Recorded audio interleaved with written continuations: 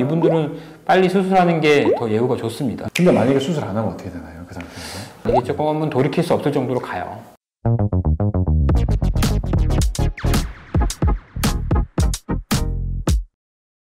그리고 만약에 1년이 지났는데 통증이 계속 없다고 하더라도 MRI를 찍어보는 게 좋다는 말씀이신 거죠? 그죠. 이게 부분 파열이 있으면 이게 부분 파열이 진행하는 경우들이 꽤 있기 때문에 치료를 하는 것도 하는 거지만 체크를 계속 해봐야 돼요. 그렇죠. 이게 통증이 없어도 진행이 돼서 전증 파열로 가는 거나 아니면 부분 파열 정도가 심해지거나 이런 것들을 체크를 하는 게 굉장히 중요합니다. 맞습니다.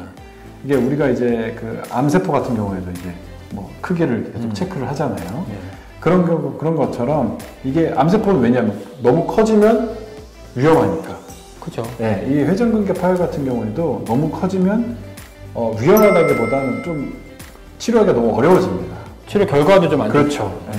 그래서 저는 이 회전근개 수술이 간단할 때 간단한 수술로 끝내면 정말 간단하고 효과가 좋은 수술이라는 걸 알고 있기 때문에 제가 만약에 회전근개 파열이 있는데 1년, 2년 지났는데 조금 진행이 된다? 저는 그러면 제가 증상이 없어도 저는 수술을 할 것 같아요. 그죠. 네. 진행되는 회전근개 파열은 진행이 너무 심하게 돼서 봉합하기 어려울 정도가 되기 전에 해결해 주는 게 좋아요. 그렇죠. 아마 저희 병원에 오시는 그 환자분들도 이런 단계가 분명히 있었을 겁니다. 근데 그냥 이제 어쩔 수 없이. 왜냐하면 이게 사실 저희가 수술을 하자고 했을 때 수술을 못한다고 말씀드리는 이유 중에 가장 큰 이유는 돈 문제도 아니고 뭐 이런 뭐 통증도 아니고 내가 지금 하고 있는 일을 쉬어야 되기 때문에 사실 대부분이거든요. 네. 사실 돈도 그렇게 비싸지 않아요. 회전근개 파열 뭐 간단하게 하면은 한 2, 3일 정도 입원만 하면 되는 거고. 근데 이제 회전근개 파열 수술을 했을 때 이 보조기를 착용하고 어깨를 쓰지 못하는 기간이 너무 몇 개월이 되다 보니까 그러다 보니까 그거에 부담을 느껴서 못하는 경우가 많은데 정말 간단한 경우에는 보조기 안 차는 경우도 있습니다. 네. 그리고 그냥 바로 뭐 힘을 쓰진 않더라도 일상생활 하는데 전혀 지장 없는 경우도 있어요.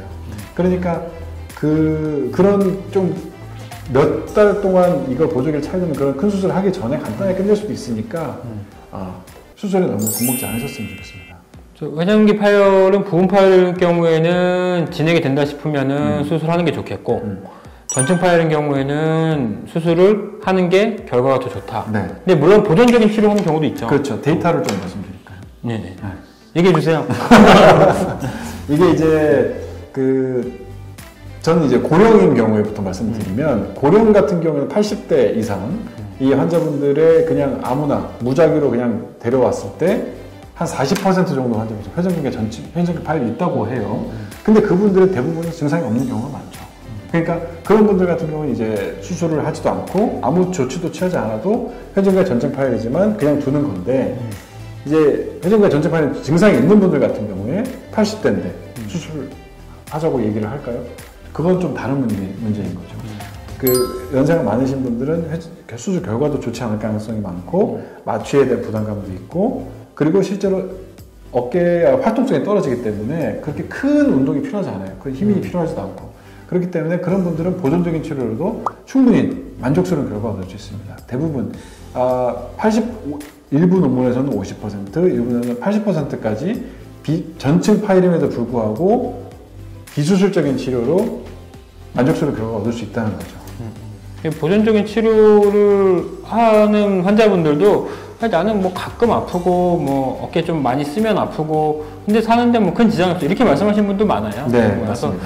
연세가 아주 고령이신 분들, 수술 자체가 위험한 분들은 조금 보존적인 치료하는 것도 하나의 방법이긴 합니다. 하지만 일반적인 경우 60대나 70대, 요새는 뭐 70대 어르신들도 굉장히 젊거든요. 그렇죠, 이런 분들 회전근개에 전증 파열이 있다. 그리고 아직 많이 진행되지 않았다. 그리고 앞으로 여생이 길면 이분들은 빨리 수술하는 게 더 예후가 좋습니다. 근데 만약에 수술 안 하면 어떻게 되나요? 그 상태에서? 보통은 파열을 좀 진행하죠. 진행해서 그쵸. 이제는 한 8, 90대 가시면 이게 조금은 돌이킬 수 없을 정도로 가요. 이게 다 그런 건 아니지만 10명 중에 5명에서 뭐 6명이 예를 들면 수술을 해야 될 정도로 아파죠. 근데 만약에 내 입장이라면 수술을 나는 해서 그 4, 5명, 10명 중에 한 2명이 수술해야 된다 치더라도 나는 거기에 속하고 싶지 않은 거죠.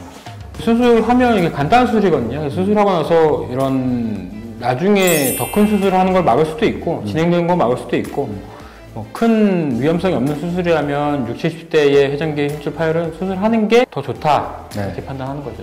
그러니까 뭐 더 좋다라고 얘기를 하는 게 이제 사람마다 기준이 다르잖아요. 나는 수술을 내 몸에 칼대는 게 싫다고 그냥 생각하시는 분들도 계실 거고 그리고 수술에 대한 어떤 우리가 저희 아무리 이런 어떤 논문이나 결과를 가지고 말씀을 드린다 하더라도 그냥 나는 이제 수술하기 싫다고 얘기하시는 분들도 분명히 있어요. 왜냐하면 내가 내 지인이 뭐 수술을 해서 더 안 좋아졌다는 얘기를 들어서 나는 수술하기 싫다. 그러면 그 선택도 분명히 존중을 해야 된단 말이에요. 그랬을 경우에 어떻게 되는지를 저희는 이제 설명을 드리는 거죠. 그런 객관적인 설명은 드릴 필요가 있고요. 판단은 환자분 본인이 하시는 거죠. 네. 수술 안 한다고 해서 큰일 나는 거 절대 아닙니다. 네, 수술 안 하고도 별 문제 없이 사시는 분들이 훨씬 많아요. 그렇지만 이제 수술을 했을 때의 확률과 안 했을 때의 확률을 비교를 해봤을 때 확실한 건 수술을 했을 때 좋아질 확률이 더 높은 거죠. 안 좋아질 확률이 더 낮습니다. 네. 오늘은 회전기 힘줄 파열에 대한 이제 전반적인 일정을 해봤고요. 다음에는 더 좋은 주제로 찾아오도록 하겠습니다. 네, 감사합니다. 감사합니다.